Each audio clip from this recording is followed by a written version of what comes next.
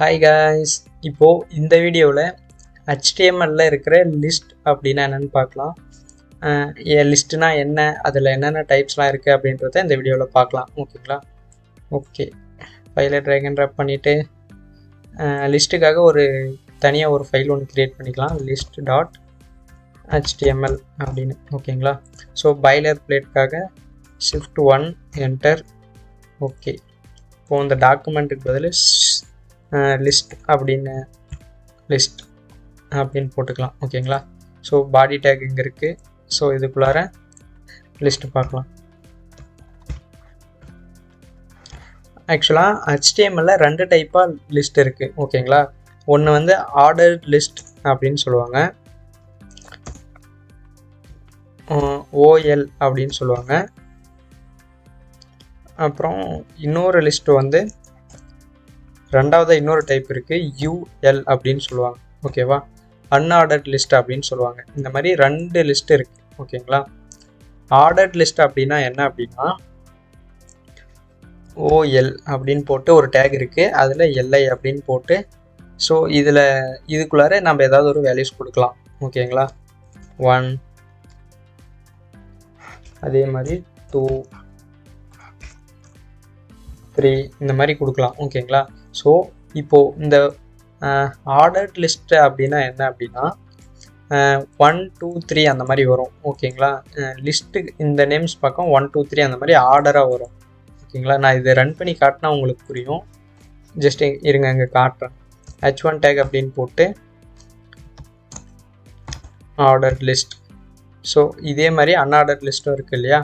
So அதுக்கும் BR take போட்டு H1 tackle UL unordered list. ஓகேங்களா?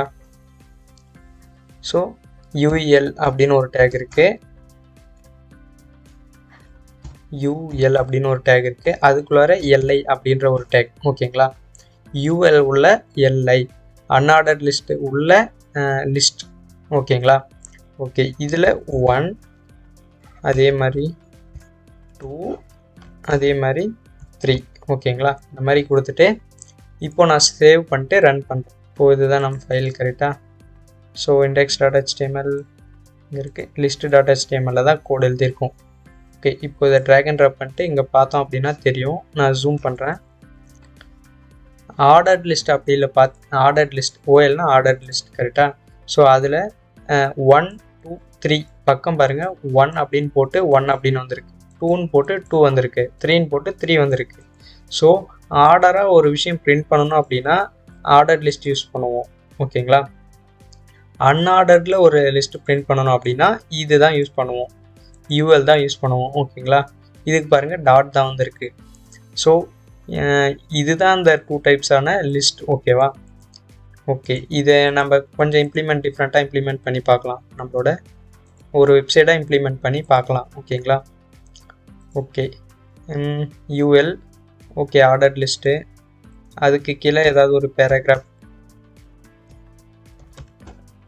லாரம். H1 டேக்கு கீழே ஒரு இமேஜ் ஒன்று கொடுத்துக்கலாம். அந்த இமேஜ் angel1.jpg. அப்புறம் வித்து வந்து ஓகே, வித் வந்து ஒரு 500 பிக்சல். அண்ட் ஆல்சோ ஹைட் அது வந்து ஒரு 500 பிக்சல் கொடுத்துக்கலாம். ஓகேங்களா? ஓகே, ஸோ இதே மாதிரி இதே இமேஜ் டேக்கை காப்பி பண்ணி நான் அன்ஆர்டர் லிஸ்ட்டுக்கு அதே மாதிரி போட்டுக்கிறேன். அப்புறம் பேராகிராஃப் டேக்கும் காப்பி பண்ணி அதுக்கு கீழே போட்டுக்கிறேன். இல்லை, இது ரெண்டும் லிஸ்ட்டுக்கு கீழே வந்தால் நல்லாயிருக்கும். 1 செகண்ட். இமேஜ் வரட்டும், லிஸ்ட் வரட்டும், அதுக்கு கீழே பேராகிராஃப். இந்த மாதிரி டிஃப்ரெண்ட்டாக ட்ரை பண்ணலாம். ஓகேங்களா? angel1க்கு பதில் இதில் angel3. ஓகே, இப்போ ரன் பண்ணி பார்க்கலாம்.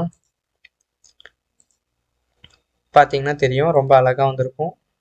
ஒரு இமேஜ் வந்திருக்கு, லிஸ்ட் வந்திருக்கு, பேராகிராஃப், அப்புறம் UL. பாருங்கள், இந்த இடத்துல ரெண்டாவதாக நம்ம இமேஜ் கொடுத்தப்போ ஏதோ எரர் பண்ணியிருக்கோம்.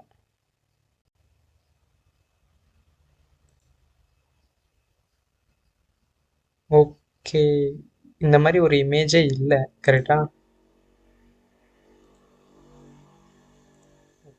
இந்த லிங்கை காப்பி பண்ணி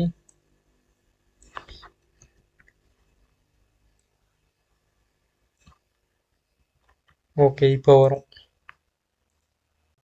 ஓகே இமேஜஸ் இருக்குது, அன்ஆர்டர்ட் லிஸ்ட், அப்புறம் அதே மாதிரி ஆர்டர்ட் லிஸ்ட் இது எல்லாமே இருக்குது.